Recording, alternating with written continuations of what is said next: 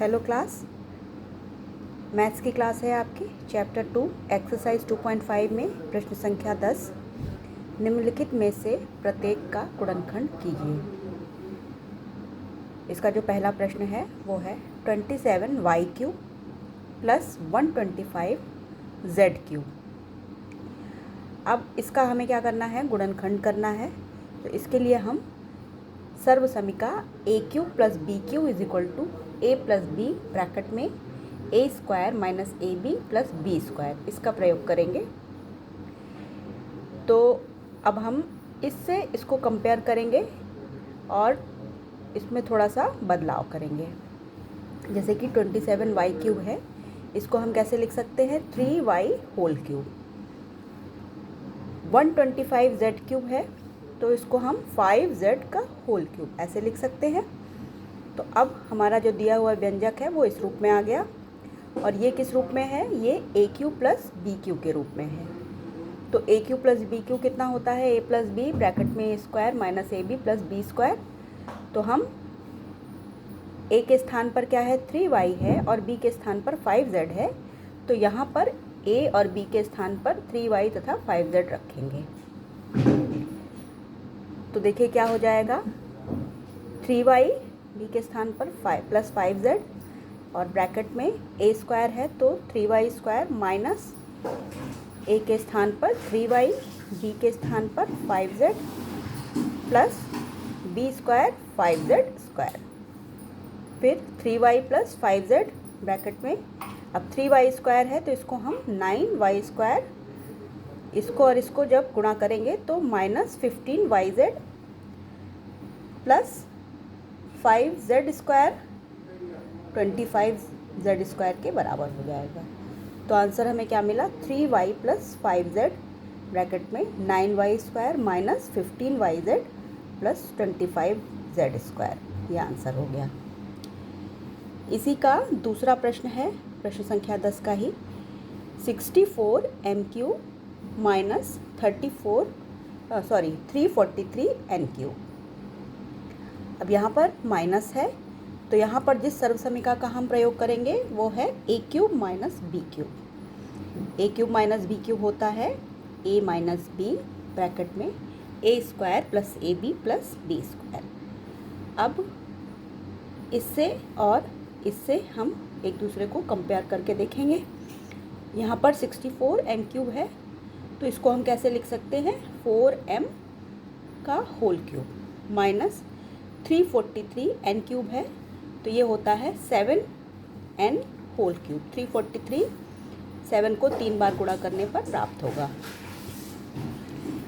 अब ये किस रूप में आ गया, a³ माइनस b³ के रूप में आ गया। तो ये हो गया आपका। अब इसको हम दिए गए सर्वसमीका में जहाँ जहाँ पर a है वहाँ वहाँ पर 4m, और जहाँ जहाँ b है वहाँ पर 7n रख देंगे। तो देखिए यहाँ पर a माइनस b है, तो हो गया 4m माइनस 7n ब्रैकेट में a² के स्थान पर 4m² प्लस ab, यानी कि 4m into 7n plus b² के स्थान पर 7n²। तो इसको आगे हल करिए, 4m माइनस 7n ब्रैकेट में 4m² कितना हो जाएगा, 16m² plus 4m into 7n करेंगे तो 28mn हो जाएगा, और 7n होल स्क्वायर कितना हो जाएगा, 49n²। तो आंसर मिला 4m माइनस 7n ब्रैकेट में 16m² plus 28mn plus 49n², ये आंसर हो गया।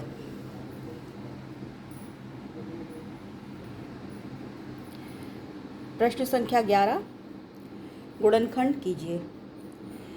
27x³ plus 5y³ plus z³ minus 9xyz, ये व्यंजक है, इसका हमें गुणनखंड करना है। तो देखिए बच्चों, ये किस रूप में है, ये है a³ plus b³ plus c³ minus 3abc, इस रूप में है।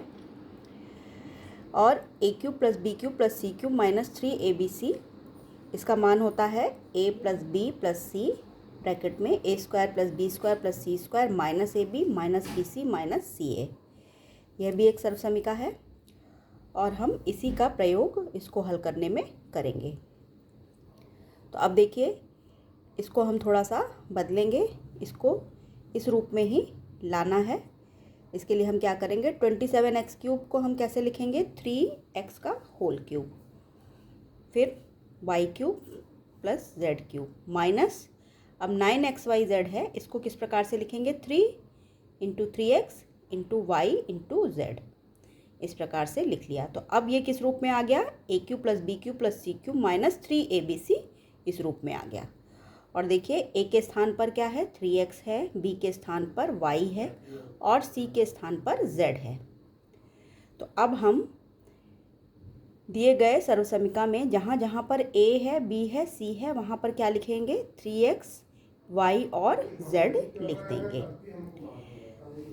तो देखिए क्या हो गया इसका मान, 3x plus Y plus z, a plus b plus c के स्थान पर क्या हो गया, 3x plus Y plus z, और ब्रैकेट में ए स्क्वायर के स्थान पर 3x square plus B square के स्थान पर वाई स्क्वायर प्लस सी स्क्वायर के स्थान पर जेड स्क्वायर माइनस, अब यहाँ ए बी है तो minus 3x into Y minus B C, तो माइनस वाई इंटू जेड और minus C A minus 3x into Z.